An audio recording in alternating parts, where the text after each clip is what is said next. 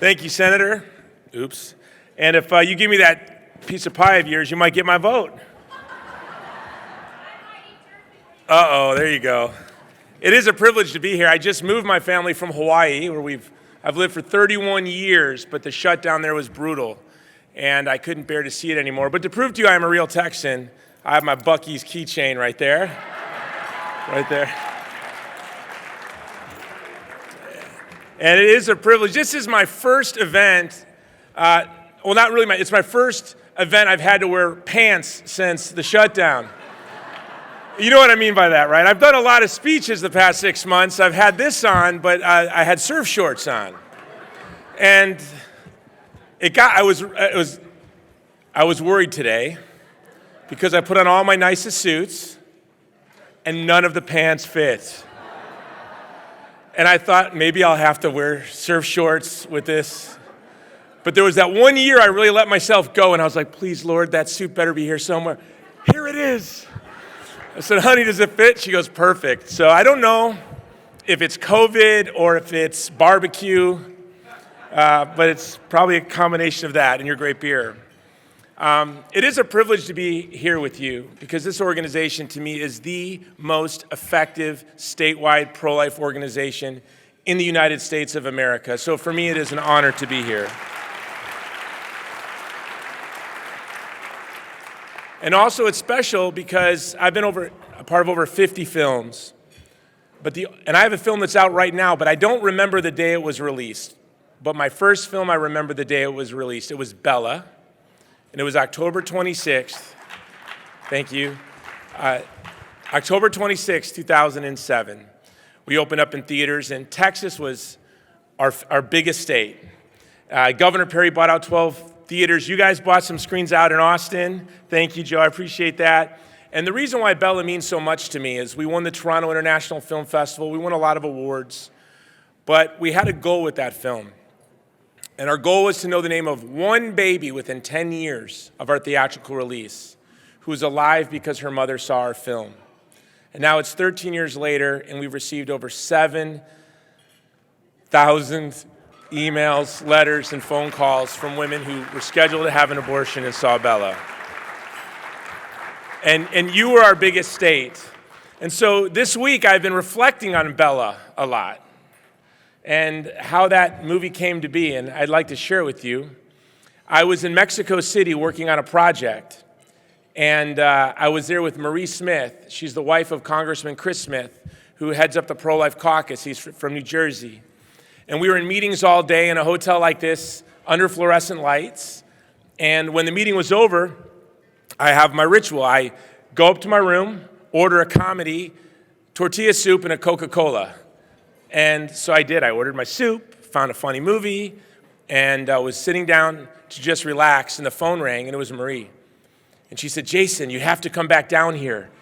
I'm with this man, Eduardo Verástegui. He's a telenovela star. And I said, I don't even know, what's a telenovela? I don't know what that is. She said, it's a Mexican soap opera. I'm like, Marie, I don't want to meet an American soap actor. What makes you think I want to meet a Mexican soap actor? She said, but he's so handsome. I hate handsome men. I don't want to meet a handsome man. Why do I want to meet a handsome man? And she said, well, he's pro-life. So I said, I'm coming down.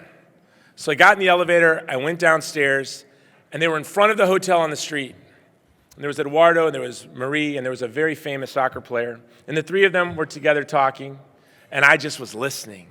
And Eduardo and Marie and the soccer player were talking about their love for Jesus Christ, their commitment to pro-life, and I was just amazed. And then Marie had to excuse herself, and the soccer player excused himself, and then there was Eduardo and I on the streets of Mexico. And I remember just looking at him thinking, wow, he's so handsome. And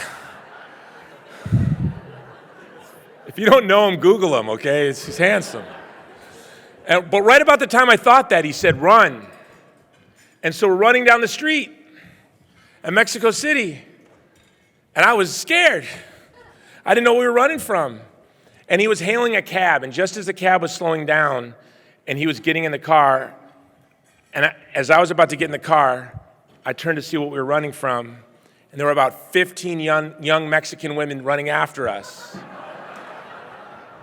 I like to say running after us. And I dive in the car, it speeds away, we circle back around to the hotel, and we're out of breath. And I say to him, I'm sorry, my friend, but if you want to hang out with me, get used to it. Every day is just like this. And he looked confused. He goes, you need to learn the virtue of humility. And it has been a privilege to run with him ever since. We were traveling recently, campaigning for some guy running for president, and he has a movie coming out soon on human sex trafficking called Sound of Freedom with him and Jim Caviezel as the stars. I have a new movie out right now with Benjamin Watson, tight end for the Patriots, on abortion called Divided Hearts of America. And thank you.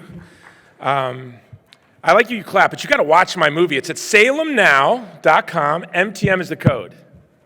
And watch your movie. But it has been a privilege to be friends with him, and that was how I really got into the film business.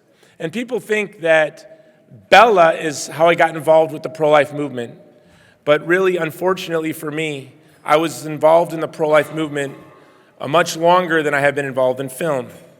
You see, for me, my journey in the pro-life movement began when I was just 17 years old. My mother had me at 16.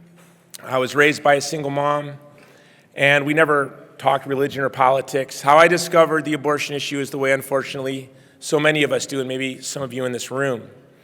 It was 2 days before my 17th birthday on a Saturday morning. It was the day after a football game. I was lying in bed, tired and sore. My pads were on the floor. And I heard footsteps creeping up the stairs to my room. And I thought it was my sister. And the door opened up and someone sat on my bed. And I opened my eyes, and it was my high school girlfriend. And she looked at me and she said, I'm pregnant. So I woke right up.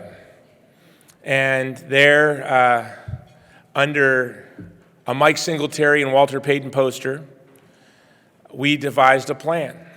And my plan was I would join the Army. I knew that at 17 I could join the Army because my friend just joined it through this program. So I was turning 17 in 2 days. I said, on my birthday, I'll go down to the recruiter's office that Phil went to, and I'll join the Army. And then Katie said, when you get back from basic training, we can tell our parents together. So on my birthday, I went down to the recruiter's office in my Letterman's jacket, clean cut. He looked at me, and he said, you don't qualify for this program. And this program your buddy went into is for troubled youth, juvenile delinquents. And obviously, I couldn't tell him about the pregnancy, but I said, out of 565 kids in my class, I'm last. And I had 80 hours of detention last semester. And then I shared some more things with them, and recruiters have quotas. And so he got big, bright eyes, and he said, I think you qualify. He said, you got to take this piece of paper to your mother, and she signs it, and then you got to take it to your principal, and then your principal can sign it. And then we'll have to get you your GED. And we don't think you're probably smart enough for the Illinois GED, but you'll be doing basic training in Fort Benning, so we'll have you take the Georgia GED. If you're from Georgia, that was the recruiter. But I did pass the Georgia GED, so that should get some applause. So it was the day, it was a couple weeks later, I had to go to the reception center and go to Fort Benning. So my recruiter called me, said, I'm going to pick you up at 9 in the morning.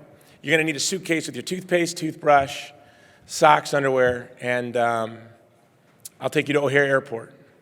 So about 8 a.m., I look around and I realize we don't own a suitcase. So I panic, and I remember thinking, they're not going to let me join the Army because I don't own a suitcase. And I called the recruiter, I don't have a suitcase, what am I going to do? He said, use your pillowcase. I said, that's a genius idea. And I went upstairs, and my pillowcase was still a Scooby-Doo pillowcase. So I went to my sister's room, it was strawberry shortcake. I went with Scooby-Doo. Put everything in there, he picked me up. Off to O'Hare in Fort Benning, Georgia, we went. So when I got to basic training, I have to say, I kind of liked the infantry and I liked basic training, but a couple Sundays in, I had my first dilemma. The drill sergeants called for formations. They said, we need 2 formations. Catholics in this formation, Protestants in this formation. And I had never been to a church a day in my life. I didn't know what I was. So I looked at both of the formations. I thought, I have blonde hair and blue eyes. I guess I'm Protestant. So I got in line with the Protestants. It's a good guess. Lutheran, something, I don't know. So we marched off, and sitting still is not my strong suit. So I remember thinking, I'm never, ever going to church again. So the next Sunday rolled around, and when the drill sergeants called for formation, I said, I don't believe in God. There's a separation of church and state. And I had a vision in my mind of me in an empty barracks sleeping. That's what my vision was. The drill sergeants had a different vision, and it was me cleaning pots and pans every Sunday for the rest of basic training and AIT. Oh, there's some drill sergeants in the room. Okay. You're going to like where this story goes. So every Sunday, what I would do is the drill sergeants would hoard the ice cream bars. And they would, they're not giving them to us, but there were these cases of ice cream bars. And so in the freezer behind my station, and so I would, when no one was looking, I would pack buckets filled with ice, and I would put the ice cream bars in the buckets, and then I would smuggle them upstairs to the barracks. And then when the guys came back, I'd say, who wants an ice cream bar? You got to polish my brass, ice cream bar. Who's going to polish my shoes on Monday? Ice cream bar. Make my bed on Tuesday, ice cream bar. So one day of extra duty, I didn't have to make my bed, polish my brass, or shine my shoes all week. So it was a good deal. It was a good deal for me. And I have to tell you, my mother had me at 16, and my mom and dad were married for less than a year, so obviously I don't remember it. My mother was married a lot, divorced a lot, and with each husband came new kids and new divorces and new chaos. So my earliest memories as a boy, my earliest memories was daydreaming about one day being a father and having a peaceful, loving home. That was my dream of dreams. I wanted to be in the NFL so I could provide for my family and have a nice home. And to me, the nicest home I ever saw was we'd call a working class home. I'd have one of these really fancy homes, and the refrigerator would be filled with food, and we played board games, and we would have a nice. So this was my dream. And my girlfriend came from a family that was a prominent family, but she had worse kinds of abuse. And so sort of for, I think, both of us, this was our dream. And so many times you'll hear people say about young people in crisis pregnancies that they get pregnant or got in a situation because they're from broken homes and they want someone to love them. But I can tell you from my experience that that's not what it is. You just want to love someone the right way. You want to know some child somewhere in the world is being loved the right way. And that's the aspirations of these young people. And we should applaud these young people for their aspirations. Now, of course, without the formation and with the brokenness, they cannot live up to their aspirations without mentorship. But I can tell you that was my dream. And every night I would lie down in my barracks and I was just happy, beaming, with my girlfriend's letters under my pillow and just happy.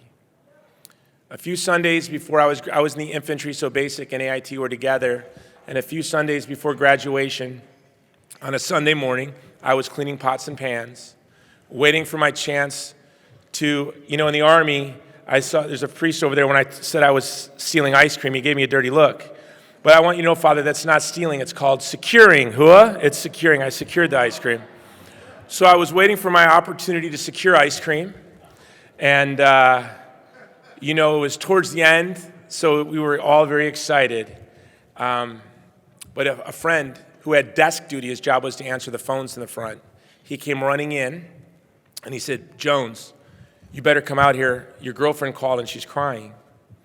So I ran out, I answered the phone, and Katie was crying. And the only way that I can explain it to you is that her soul was crying. And I have never heard anyone in my life cry like this before or since. And she just kept saying over and over again, I'm sorry, I'm sorry, I'm sorry. It wasn't me.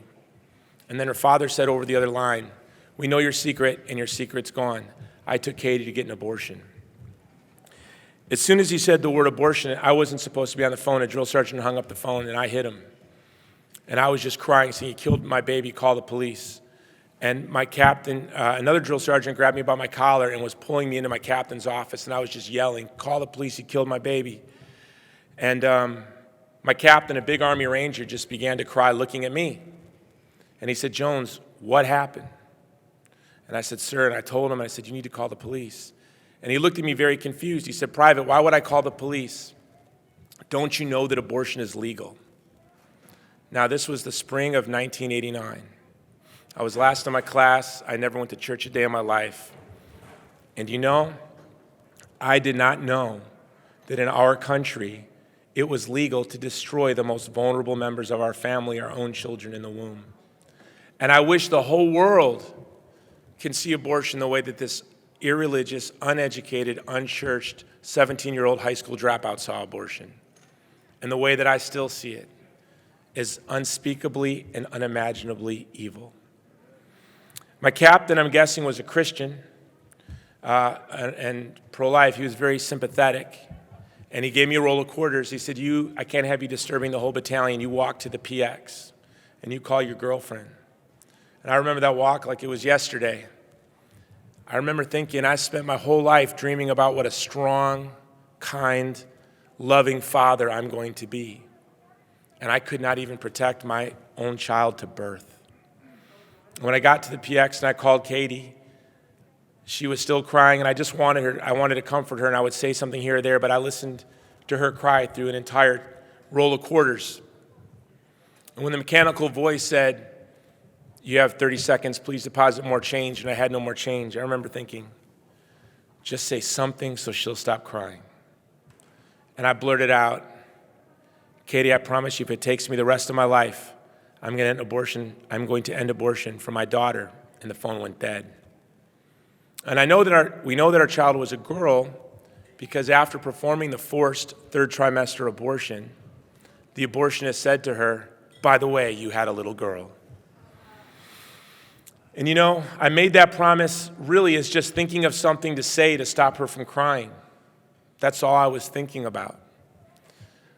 But every day since that day, the first thing I think about when I wake up is protecting women and children from the violence of abortion. And the last thing I think about every night when I close my eyes is protecting children and their mothers from the violence of abortion. And even though for the first 13 years of my work in the pro-life movement, I was a hardcore atheist, I'm a Christian now. I know that it is by the grace of God that I've been able to keep my commitment to protecting children and women from this violence. This is why I'm so grateful to stand before you and with you as you stand with the vulnerable women in Texas. When I got to my duty station at Schofield Barracks, I still didn't think people knew about abortion. I didn't know. How could people know about this? And I started going door to door on my off days. And this was my pitch. I would knock on doors. I'd say, "Hello, hi." And this was in Hawaii. I was stationed at Schofield Barracks, Hawaii. 17-year-old Haole kid in his PX clothing, civilian clothing. And I would say through the screen door, "Hey, do you know that abortion's legal?" And they would usually say something like, "Bombay, Haole boy, go away." Haole is white. My kids I call them jalapenos. They're Hawaiian, Filipino, Chinese, so they're jalapenos. They'd say, "Haole boy, go away." And I would say, "Don't you know abortion's legal?" My captain heard about what I was doing. He asked me if I was crazy. And I said, "No, sir, I'm going to end abortion." He goes, "Do you have a plan?" I go, "I have no plan." He goes, "You need to write a 40-year plan. Start with your goal, work your way back, writing your goal out, your plan out, and then spend the rest of your life working it forward." And I wrote bizarre things for a high school dropout in the infantry. I'll produce movies, I'll write books, I'll be a columnist, I'll be a political consultant. I looked at all the ways I was studying, trying to understand. I had the 2 books that I knew were the key to ending abortion. I laminated them, and they went in my rucksack all over the world. Machiavelli's The Prince and Plato's Republic.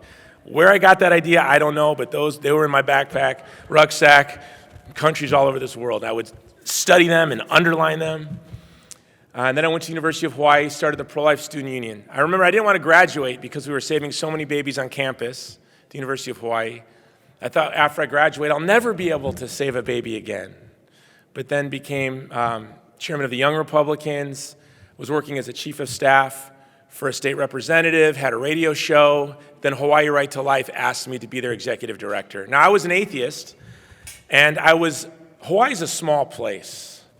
If you ask anyone from Hawaii about Jason Jones, they're going to shake their head and go, he is trouble. He was trouble. I was trouble. I was a wild young man, and they all knew. And so the board of Hawaii Right to Life sat me down and said, we need an executive director. We can't afford to pay one. You're the only person that would do it for free. We're not excited about this idea.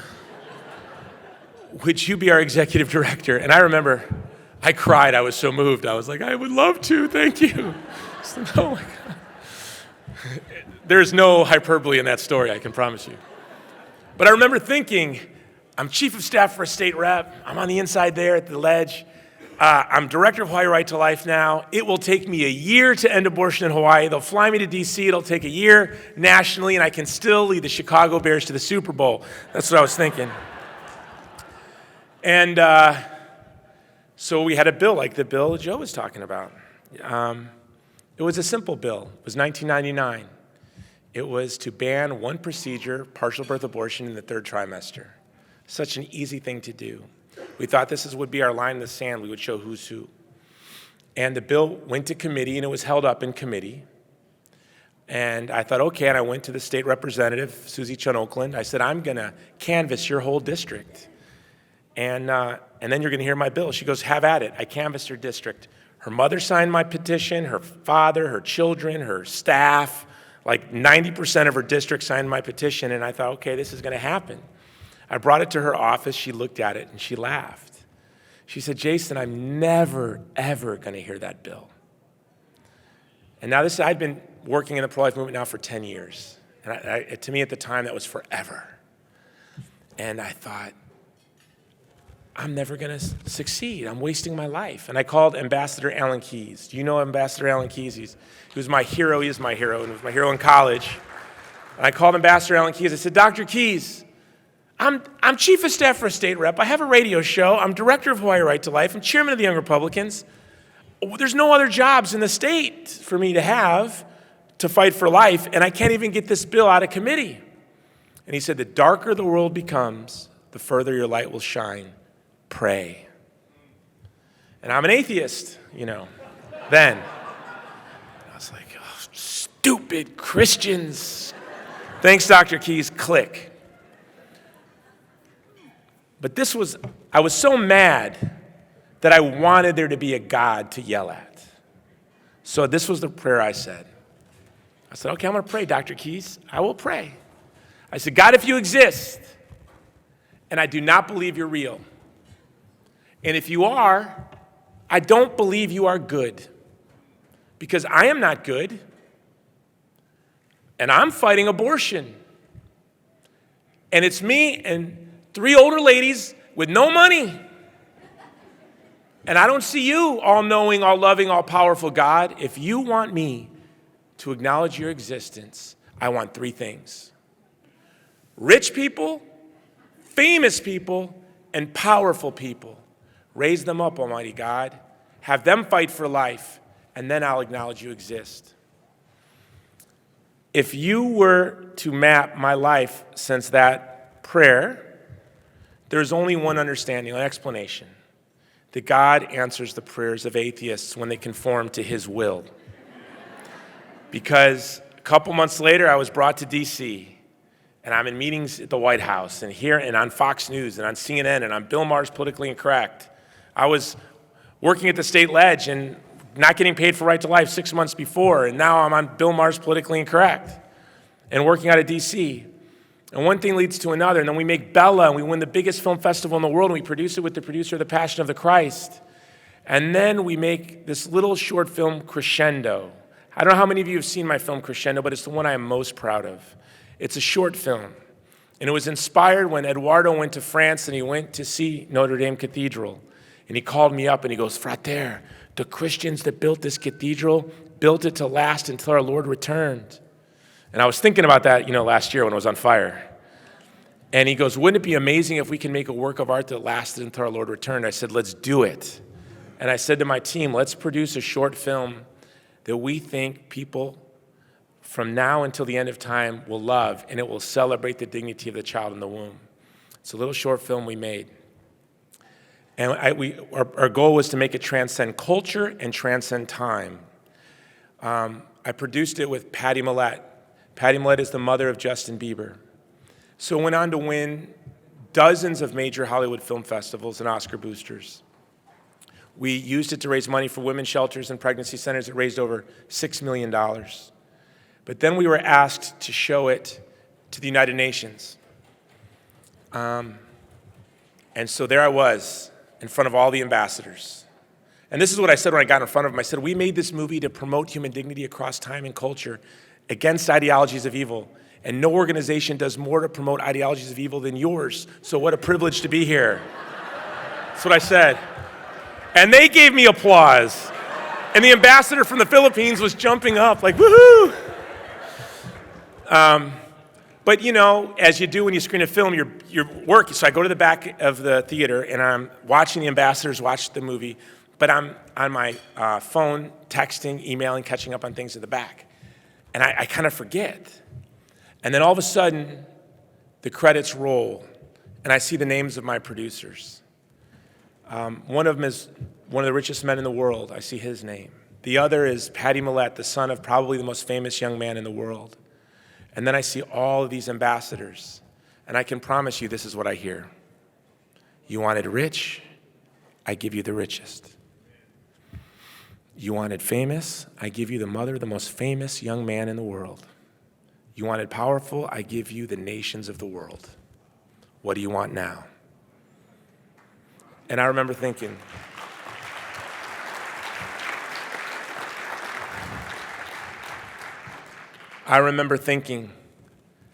God, I feel as helpless now as I did in that little office in Puck Sally in Hawaii. I feel helpless now. But it was at that moment I realized that as a young atheist, I wanted God to will the end of abortion. God wills the end of abortion. That is his will. We have to order our wills to his. And when we order our will to God's will, this culture of death will vanish in an instant. In an instant.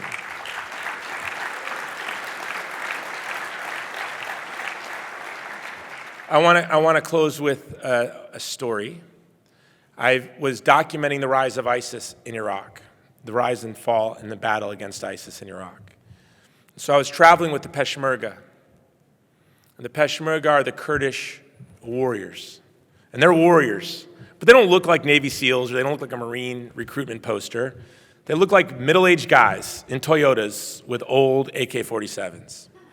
So I was traveling with the Peshmerga as they were fighting ISIS. And Yazidi are this ethnic minority that they say that when Abraham left his people and said goodbye, the people that he was saying goodbye to were the Yazidi. They're the proto-Semitic people. Kurds, Arabs, Jews descend from the Yazidi. So the Yazidi, because they believe in 5 emanations of the numinous, maybe like, it's not really a trinity, but it's like if there's numinous, it's sort of like 5 emanations. The Quran offers them no protections. And ISIS was brutal to Yazidi. You probably remember seeing the women covered head to toe in shackles being taken off to these camps where things that I would not even want to say were happening to them. So the Yazidi men would follow behind the Peshmerga, hoping that as village after village was being liberated, that maybe they would see their child. And there I am with my crew, just focused on what I was there to do, which was to document the failures of our foreign policy at the time in dealing with the quote-unquote JV team. So I was working. But all of a sudden, I began to realize I was seeing something that was almost unbelievable. I saw the soldiers bringing back a girl who looked 5 or 6, but I was told she was 9. She was very tiny. And one of the men realized that that was his daughter. And I remember when they brought her to him, I just stopped and I looked. First at them, but then at those men. And I said, God, thank you for giving me the privilege to look upon these men. Thank you for giving me the honor to breathe the same air that they are breathing. Because the only thing that stands between that little girl and what was happening to her and her father that would kill him, that violent ideology that animated ISIS, are these men. These men and that girl and her dad are the two most vulnerable people in the world. And those men, those old weapons, those beat-up cars, are all that stand between them and death. And when the young women of Texas find themselves in a crisis pregnancy, they, too, that young woman and that child in her womb, too, are truly the two most vulnerable people in the world. And the only thing that stands between them and a violent ideology that will destroy them are you. And so for me to stand up on this stage and have the honor to look at you, it's an unbelievable privilege for me. And I know that you're not only here for the young children in Texas today and the young women of Texas, but you're here for my daughter. You're honoring her dignity. And so I want to say thank you. And one of the reasons why I love your organization so much, first of all, Dr. Poyman is a hero of mine. Your board, I know so many of them, I've admired them. You guys have something. You have tenacity, you have fortitude, you have thoughtfulness, you have commitment. This is not an easy thing to commit your life to do. But this organization is led and animated by people who are in it to win it. And why is this so important right now? My new movie, Divided Hearts of America. With Benjamin Watson, we went to explore we decided 2 years ago, America's going to be very divided in October of 2020. We never could have imagined how divided. And we want to know, what was at the root of this division? Let's go through the most controversial issue, the one issue you should never talk about, abortion, and show how it is that actually the root of our division, because really there's always only been one issue dividing us as Americans. But the good news is that issue points to the secret that will unite us. We are the only country in the history of the world founded on anthropology. Our Declaration of Independence says we hold these truths to be self-evident, that all men are created equal and they are endowed by their Creator with certain inalienable rights.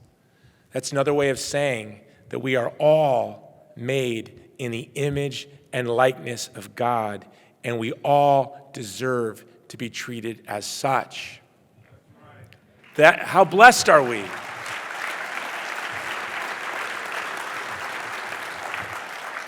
So when our founding fathers planted that wheat, there was a weed that was already growing, though. And that was the weed of slavery. And slavery was a brutal denial of our founding principle. All of my favorite founding fathers were dejected that slavery continued. George Mason, John Adams.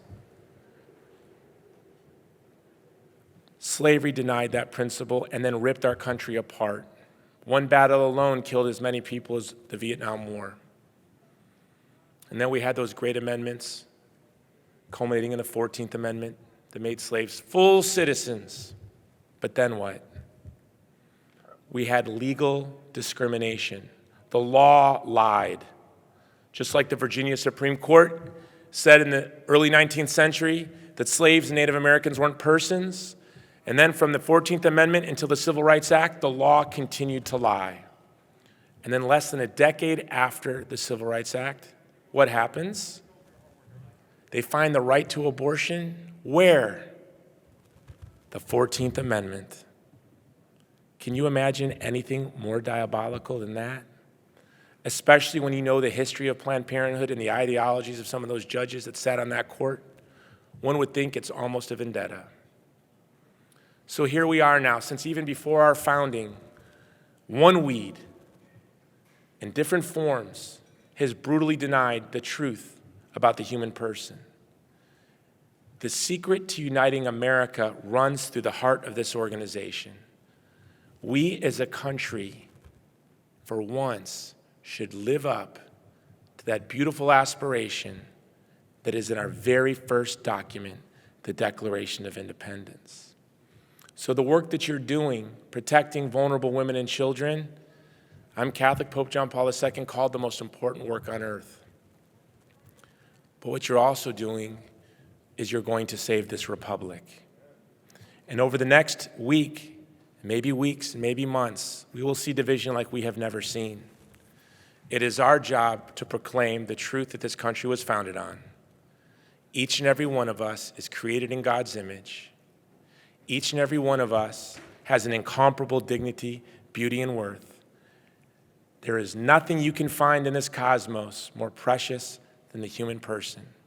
I want to thank you for doing the hard thing when it was hard. I want to thank you for supporting this organization. And I know that we will save this republic.